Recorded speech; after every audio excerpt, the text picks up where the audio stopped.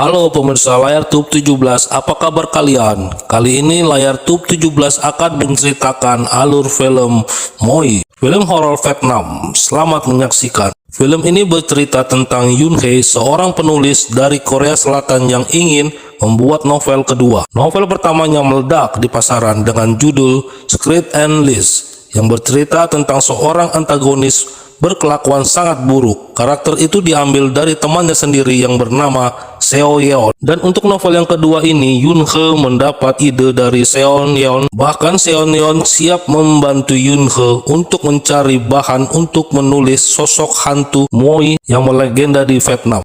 Sebelum berangkat ke Vietnam bertemu Seo Yeon, Yoon Hae sempat mencari bahan novelnya melalui video di internet. Video yang ditonton Yoon Hae tentang seorang yang sedang mewawancarai warga Vietnam tentang kutukan Moi. Warga yang mengatakan itu kutukannya mengkhianati cinta. Ada juga warga yang takut diwawancarai tentang kutukan Moi. Seorang reporter di video itu juga memberitakan bahwa sampai saat ini anak-anak di Vietnam masih menyanyikan lagu Moi. Tapi tiba-tiba terlihat di video itu seorang wanita tua melarang anak-anak untuk menyanyikan lagu Moi. Setelah itu Yoon Hae bertemu dengan Seong Eun dan Ji Hoon di kafe. Seong Eun bertanya pada Yoon Hae bagaimana nantinya ketika Yoon Hae bertemu dengan Seon Yeon setelah Yoon Hae membuat novel tentang Seon Yeon. Yoon Hae yakin Seon Yeon tidak membaca, walaupun Seon Yeon membacanya, Yoon Hae tidak peduli. Yang penting Yoon Hae dapat bahan tentang legenda kutukan Moi. Seon Yeon tidak senang dengan Seo Yeon karena Seon Yeon adalah kekasih Ji Hoon dan kini Ji Hoon berselingkuh dengan Seon Yeon. Oleh karena itu, berhubung Yoon Hae meminjam kamera Seon Yeon untuk keperluan mencari bahan untuk novelnya, Seon Yeon memfoto dirinya dengan Ji Hoon dan menyuruh Yoon Hae menunjukkan foto itu ke Seon Yeon jika nanti Yoon Hae bertemu. Yoon Hae hanya diam saja lalu mengambil kamera itu, dan setelah itu Yoon Hae pun pergi.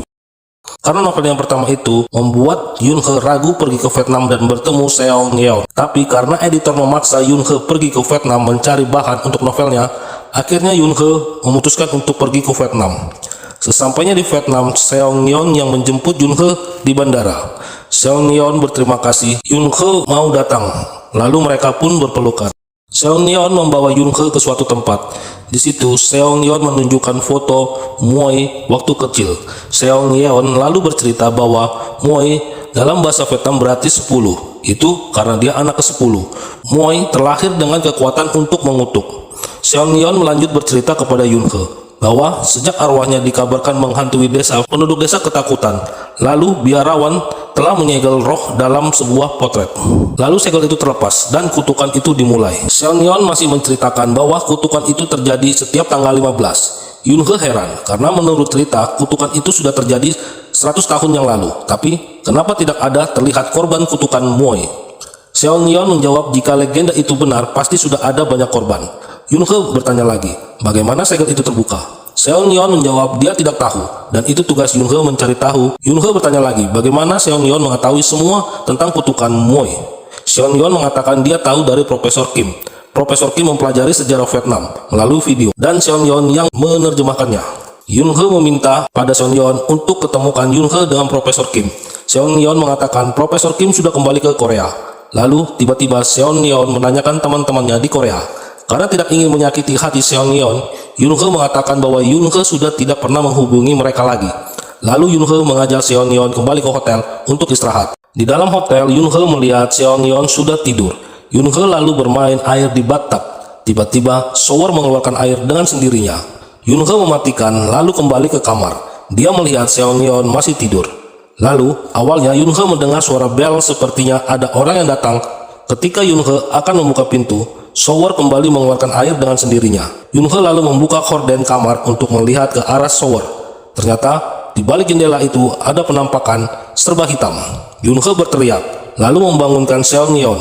Ternyata yang tidur tadi bukan Seong Yeon, tapi penampakan yang serba hitam. Yoon Hae terkejut dan menjerit, lalu berlari akan keluar kamar. Tapi tiba-tiba Seong Yeon masuk ke kamar karena pintu kamar tidak terkunci. Yoon Hae bingung dengan fenomena yang baru saja dia alami. Seong Yeon bertanya, ada apa dengan Yoon Hae? Seperti orang yang kebingungan, tapi Yoon Hae yang gugup karena takut tidak menjawab. Dia hanya tersenyum saja. Keesokan pagi, Yun He dan Seo Yeong pergi ke rumah Seo Yeong di desa hari itu tepat tanggal 11. Sesampai di rumah Seo Yeong, Yun He tertarik pada ruangan yang ada di atas. Tapi Seo Yeong mengatakan itu ruangan pribadinya. Seo Yeong mengantar Yun He ke kamarnya. Setelah itu mereka pergi lagi menggunakan perahu. Seo Yeon memberikan handset satu lagi agar mereka bisa mendengarkan musik bersama. Seo Yeon lalu bercerita mengingat masa sekolah mereka berdua. Setelah itu Seo Yeon bercerita masa lalu Moi, bahwa dahulu Moi jatuh cinta dengan seorang seniman lukis yang bernama Nguyen. Saat itu Nguyen sedang membuat lukisan Moi.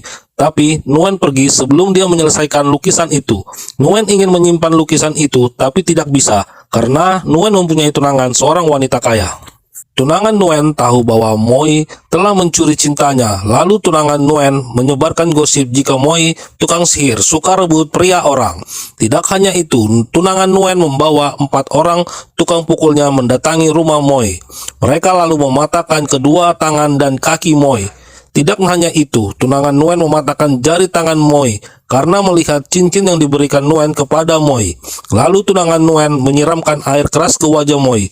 Moi tidak bisa menghadapi Nguyen jika Nguyen pulang nanti, dan Nguyen memutuskan untuk gantung diri dan akan balas dendam. Masih dengan cerita Seo Yeon, setelah Moi bunuh diri, Moi menjadi hantu dan akan membalas dendam di tanggal 15 kalender lunar. Lalu Seo Yeon menyuruh Yun He untuk berkeliling melihat rumah peninggalan Moi. Lalu Yun He mulai memotret bekas-bekas yang ada di rumah peninggalan Moi. Lalu Yun He masuk ke dalam ruangan yang ada di dalam rumah itu. Yun He melihat lukisan seorang wanita yang dia kira itu lukisan Moi. Yun He lalu memotret lukisan itu. Scene lalu berpindah ke rumah Seo Yeon. Seo Yeon membawa Yun He ke kamarnya dan memberikan data-data yang mungkin diperlukan Yun He untuk novelnya tentang Moi. Lalu Seo Yeon pamit, dia akan pergi melukis. Di malam hari ketika Seo Yeon sedang melukis dan Yun He melihat-lihat data yang diberikan Seo Yeon, tiba-tiba wallpaper dinding di kamar Yun He terbuka sedikit demi sedikit. Yun He yang melihatnya lalu kembali menutup wallpaper dinding itu. Keesokan pagi, Yun He mengajak Seo Yeon untuk mengantarkannya ke tempat kerja Profesor Kim.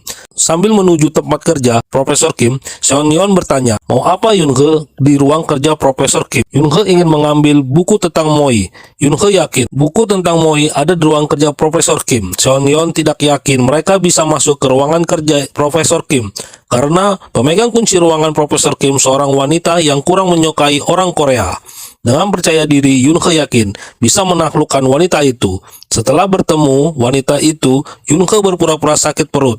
Seo Yeon meminjam kunci kamar mandi pada wanita itu.